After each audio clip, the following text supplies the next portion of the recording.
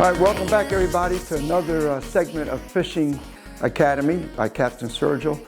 And you know, basically it's like what I just did with the bait net is I'm not gonna take you out in the water and show you me catching a bunch of grouper and mango snapper in Tampa Bay. There's tons of those videos out there now. What I'm gonna try to cover in the next 10 to 12, maybe 15 minutes is the techniques that we use to catch and to find the fish in Tampa Bay. So first, let's talk about the shipping channel. About 1960, the channel in Tampa Bay was dredged out to 34 feet. And that maintained like that for quite a while. And then, you know, as time came on and everything started to change, cruise ships were gonna start coming in on the 20th century, 21st century. They dredged it out some more. And now the maximum depth, it depends on the area, of the ship's channel is about 48 feet. Almost anywhere. Now when they did this, remember when they dredged this channel out, if you look, all the walls of the channel and the bottom of the channel, it's all been dredged out through lime rock, because Tampa Bay is nothing but one big lime rock now. Why is it you don't see a lot of lime rock? Well, you know, you got grass, you got dirt down there. But when they dredge that ship's channel, remember, what happens is they have to go through and clean out everything. And they actually get down there and rip some of that lime rock out. That gets put on the sides of the ship's channel.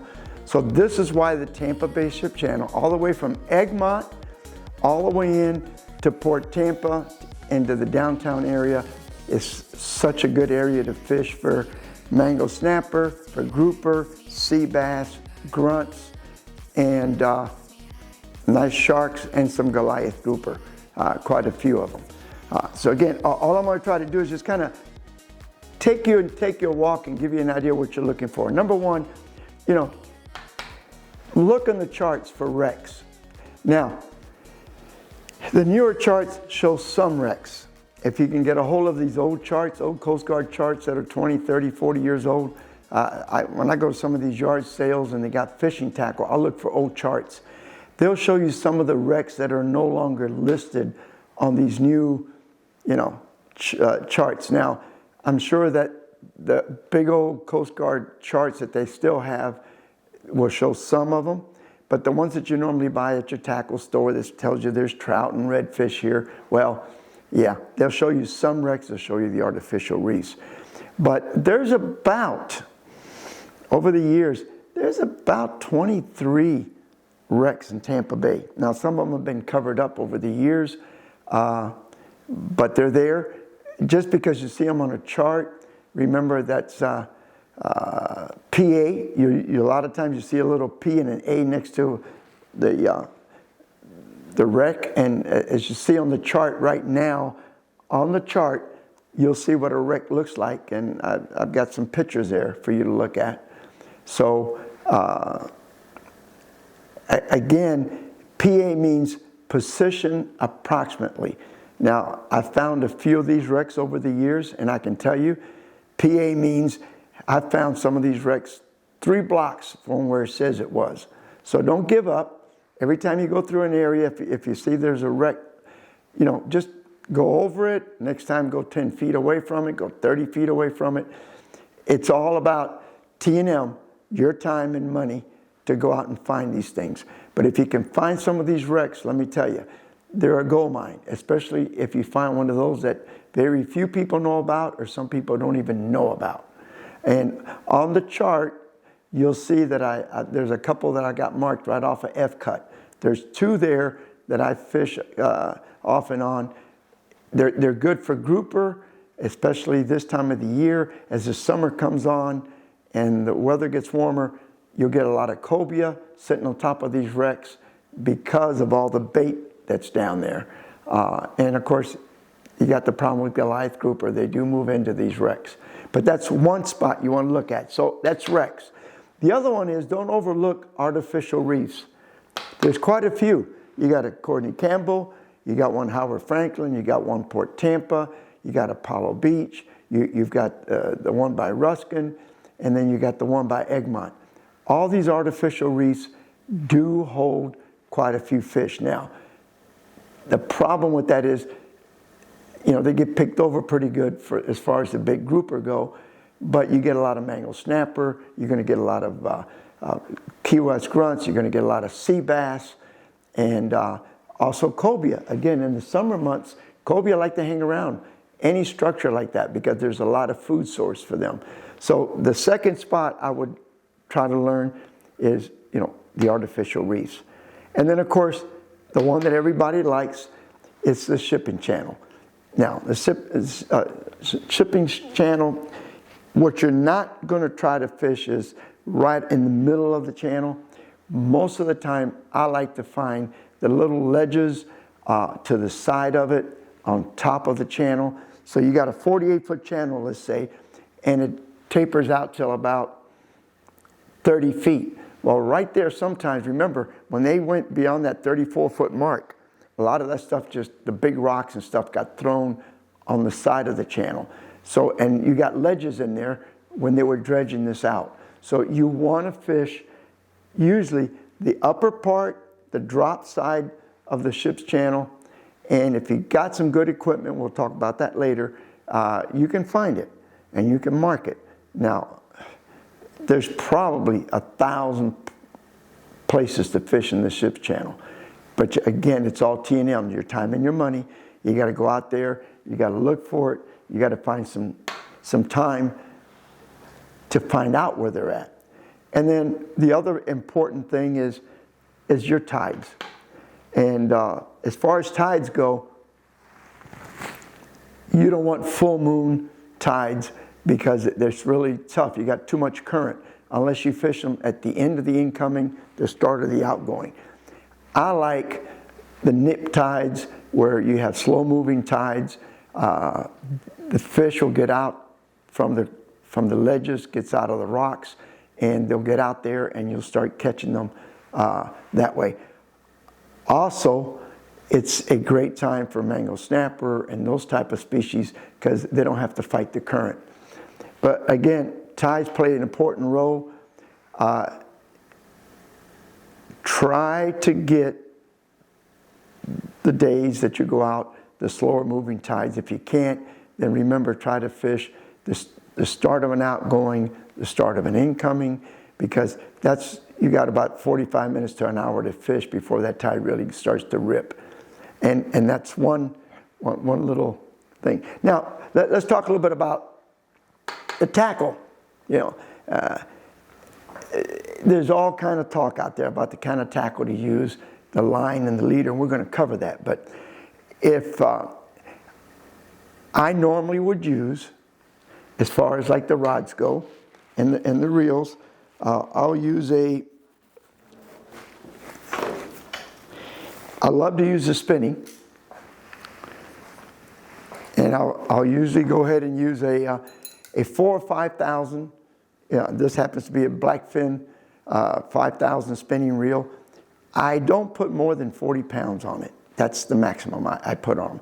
I put 30 on the 4,000 and I put 40 on the 5,000. That's all you need. On the 5,000 reels, I'm running a medium heavy spinning rod, and on the 4,000, I'm running a medium spinning rod. And the reason for that is, unless you really think there's some real big fish, I prefer to use spinning for a couple of reasons. Number one is you got lighter line, there's less drag with the current. That means you can use a lighter weight, a lighter sinker on the bottom, which makes it a lot easier to fish. So that's just my preference. Now, what I do a lot of times is I'm fishing with these spinning rods and the reels, but then I will use a conventional. And by the way, I use a braided line on all these spinning rods. And my preference has always been fins. And I'll use that, like I said, I'll use 30 on the 4,000s and 40 on the 5,000. I do use some conventional tackle. And what I do with this sometimes is I put it out the back of the boat, let it sit there with a big pinfish or a big live thread fin. And you'd be surprised, once in a while you get that real big grouper and this is a good way of doing it. I like to use monofilament when I get to this big conventional type reel. And the reason for that is monofilament has a lot of give where braided doesn't. If I'm holding it in my hand and I feel that bite, I set that hook, bam, I'm fighting the fish. When it's sitting on the rod holder and that fish takes off and he starts going with it, it allows me a couple of things. It allows me to just put the clicker on so I can hear the click. That way the grouper doesn't feel the hook in his mouth right away, and what he does, he kind of gets that, you get that circle hook in his mouth. Then you can set the hook, but when you pull, because he's already hooked so tight, with braided lines sometimes you can have a tendency of actually snapping your leader or ripping the hook out of his mouth. So mono has some stretchability to it. And that's why I like to use 50-pound monofilament line on my conventional reels. But this is the one that's just going to sit on the bottom, and that's it. If you're having a hard time, keeping it the way you want it, actually, there's a product on the market that I like to use a lot that works really good. It's called a Drift Master. I happen to have one right here. And this Drift Master, it's made to go inside your rod holder, but then it holds your conventional rods just perfect. So when that fish hits, the rod's at the right angle, it gives. It's not real high up in the air where you get too much of a bend. And I always keep a couple of these in the boat. They work really good. And for stationary fishing, when you got a couple of rods out, that's perfect. You put these things on the back of the boat, just let them sit there with some big live bait on the bottom, and boy, do they work really good. And the reels, like I said, on the spinners, I'll use a 4,000 with 30. I use the 5,000 with 40. And I do use, don't get me wrong, I do use some 3,000 reels, right there. That's a 3,000 black fin with 15-pound fins braided line, right there. And the reason I like to use these, as you can tell, I got my favorite, my little yellow-tail jig is right there, okay? Now, the reason I like this is I love to catch mango snapper. I'm a mango snapper type guy. I really, groupers are fun, and I catch a few and I'm happy. But boy, if I can get into a school of these 15, 18, 20-inch mango snapper in the bay, or some of these 17, 18-inch sea bass, which are, you don't find them in the Gulf anymore because they've been picked apart by the party boats. I really enjoy that. So I always take some 3,000 with 15-pound test. I take 4,000s with 30, and again, the 5,000 with 40. And that takes care of that. Now, when it comes to line, we talked about this a little bit. I like braided line on the spinners, but on the bigger conventional reels, I like monofilament. And one of the things that I overlooked, and I apologize for that, but another great catcher for mango snapper, I love this, it's the bait casters. I mean, I love the bait casters right there, the heavy duty saltwater version. This is a medium rod. I've got it set up with a 2/0 wide gap hook, 1/2-ounce sinker. To me, with a chunk bait, I start chumming out the back of the boat. This is one of my favorite rods to catch fish on. And because it's a bait caster, I've got 30-pound test on it. So if I do happen to get a decent-sized grouper, I can bring them up, but I can bring up some of those big mango snapper, Zacobia, everything else. So I do like the bait casters. And in my boat, you'll see, I take a couple of 5,000s, a couple of 4,000s, about 3,000s, and the bait caster, and then one or two of the big conventional reels. Now, it seems like a lot of tackle, but it's not, because it depends on what's going on. Some days the bite is on smaller fish, some days it's on bigger fish, so you want to have the right tackle. And as far as leader goes, Folks, I've been preaching this for years, okay? And somebody's going to argue with me, and that's fine. I'm glad there's people out there that don't have the same view. But once I get past 30-pound test leader, especially fishing in the bay, in the ship's channel, the reefs and places like that, I use a good grade of monofilament. You can get a good grade of clear premium monofilament for about 80% less. I mean, this stuff is, as far as I'm concerned, when you're talking about the 40 to 50-pound test leader, you don't need anything any heavy, any fluorocarbon. Why pay that kind of money? Do you really think that a grouper is going to come up to your hook with a chunk of bait that's about 2 or 3 inches, or a bait that's 3 or 4 inches in size with a 5/0 hook in it? You think he's going to look at the leader and say, oh, something's wrong with the leader? No, it's not. All right. Now, when I'm fishing inside the bay, definitely. For trout, redfish, and snook, I go down as low as 15 for trout in the winter. I use 25 on the average, 30 sometimes when I'm around heavier structure and there's bigger snook. But above that, I have not found where a good grade 40-pound or 50-pound monofilament line hasn't done the job as well as any fluorocarbon out there at 80% cheaper. So that's going to cover the leaders. Now let's talk a little bit about the sinkers. There's different sinkers, different ways to do it.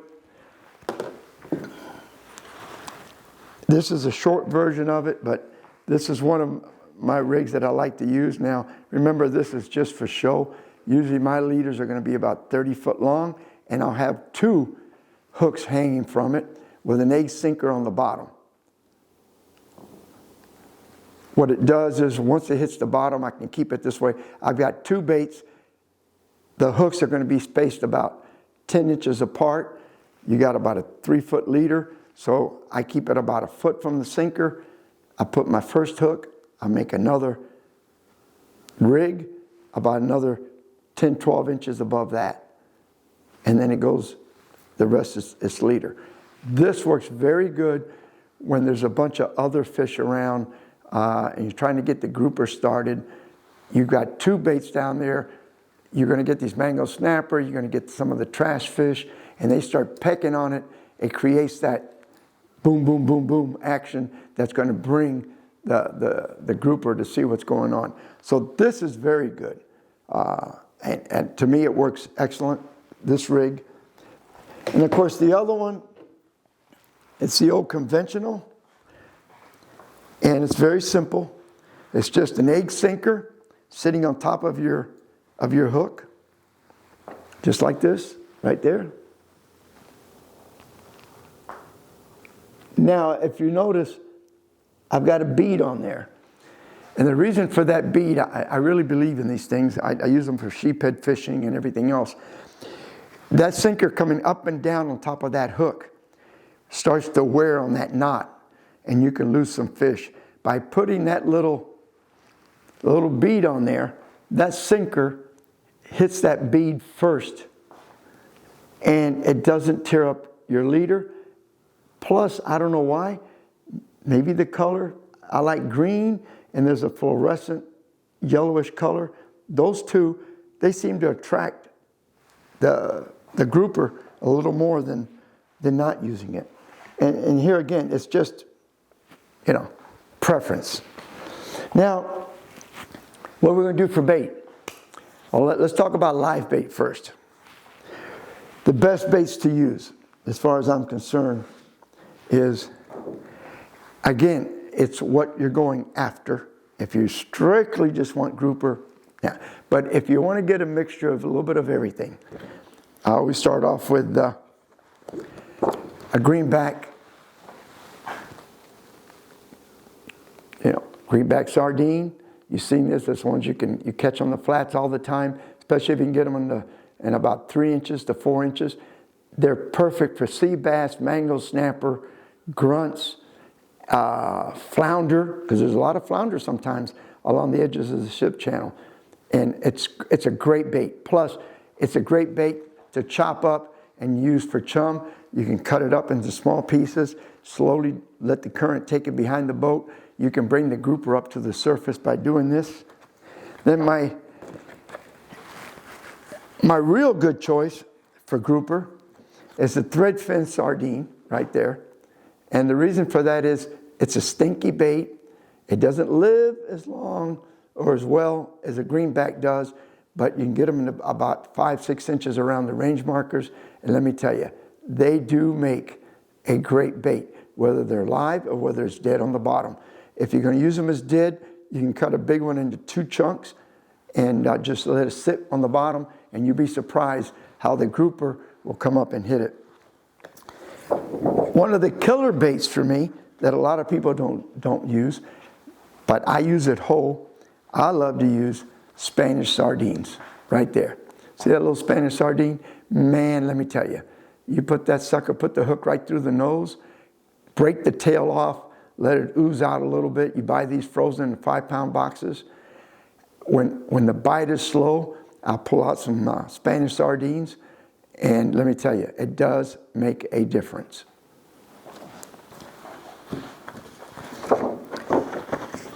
And last but not least, for the real biggies, and especially when the bite might be slow, the old standby, Mr. Pinfish. I like them maybe about a 3-inch to 4-inch pinfish is ideal for Tampa Bay as far as I'm concerned. If you get a bunch in their like silver dollar size in your net when you're catching the bait, wow, those are killer on mango snapper. So you're talking about a good mango snapper bait, about silver dollar size pinfish are killer on the mango snapper. And the big ones, they're killer for grouper. So now we kind of covered that. That's the baits that I like to use. You might have something else, but that's one of my favorites. Then we're going to go into artificial baits. Now, the history of Tampa Bay Channel, when I first started as a young captain years ago and just fishing the channel, in those days we didn't have all the fancy plugs and all that. So we usually use a number 2 planer or a number 4 planer with about 40 feet of mono behind it, and put the old 7-inch Rebel plug and just pull it along the ship's channel, along the top of the edge, on the side of the drop-off, and we would catch grouper that way. But over the years, things change, technology changes. Now, I'm telling you, if you get into a spot where you're starting to get some grouper bite, you're using bait, there's some of these new products out there that are unreal. Don't ask me. Here's 2 of them. Right there. I mean, come in a couple of different sizes. You can get them anywhere from 1 ounce to 4 ounces. And what you can do is you can just get there and start jigging this while everybody else is fishing. Just put it down there, just jig it. Get it about 1 foot off the bottom, up and down. And for some reason, they really go after this pretty good. They really like it. The other one that I like a lot is the old Jig Head with a swiggly tail. These things are killers. You get you anywhere between a 1 ounce to a 4 ounce Jig Head. There's one right there.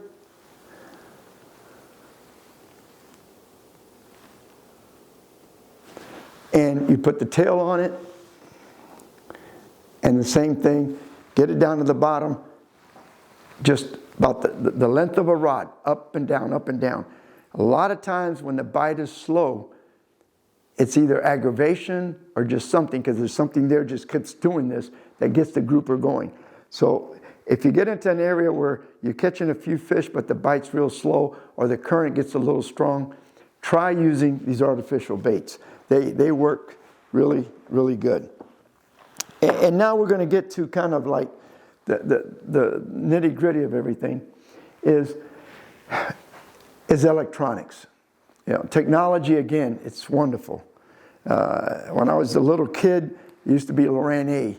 Then Loran C came along. And then came, you know, your GPS system. They're all going to help you find locations. Once you find them, get back to them.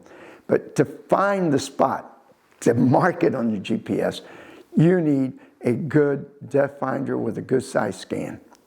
And there's a lot of them on the market. Now, what do I prefer? Right now, my preference, my personal preference, is either going to be Lowrance or Simrad. And you might say, Captain, I've got a Garmin, it's terrific. Or I've got a Humminbird, it's terrific. Or I've got a Ray Marine, it's terrific. You're right. I said, all the units are good, except one little thing. Garmin is proprietary. Ray Marine's proprietary. Hummingbird's proprietary. What does that mean to you? That means that when you buy one of those units, you got to use whatever software they make. You cannot use a third-party software. And when you're talking about Lowrance and Simrad, there's so many different software out there that can make your fishing so easy, but you can't use it. For example, inside Tampa Bay, I've been using for years Strikeline. The chip, you get it gets updated every couple of years. Man, you put that chip in there, you're going over the ship's channel, you can see on your chart where all the ledges and everything is at. So you're looking at that on one side. Now you can find it with your size scan and your sonar. That's the only big difference. And believe me, it's not just about finding grouper and stuff like that in the ship's channel. On my smaller boat that I use for the other TV show on the Beaver Tail, I go into places that I've never been before. And I've got to run through places I never run through before, outside my market area. Well, in that boat, I use Florida Marine tracks all the time. It has saved me probably, over the last 5 years, saved me at least 3 lure units that I know of. And it saved me a lot of time and fuel being able to get between one place and the other, running through the shallows, because that software tells me what I can and can't do. I can use it on my Simrad, I can use it on my Lowrance. I can't use it on Garmin. And actually, Garmin and Humminbird aren't bad units. Those are the two. If I couldn't get a Lowrance or Simrad, I would probably go Garmin. Humminbird would be one of the other two choices. And they're both good units, but I can't put this software in it. It won't let me run it. So if I can't run it, it doesn't do me any good. And the final results, as you can see, I'm going to show you some pictures of some of the Tampa Bay grouper, some of the mangle snapper that we caught. If you have any questions, you want to know anything, you can go to realfishy.com and get a hold of me. Ask me any questions you want, and I'll be more than glad to answer them for you. Or send me an email at Atanes, ATANES, at MSN.com. And I'll be glad to answer any questions you have. I hope you learned something. We're going to keep doing this for you. And please don't forget, watch our Fishing Adventures Florida show on YouTube and Waypoint Carbon TV, Angling TV, and also watch Captain Sergio's Fishing Chronicles on YouTube. That's strictly real skinny water fishing.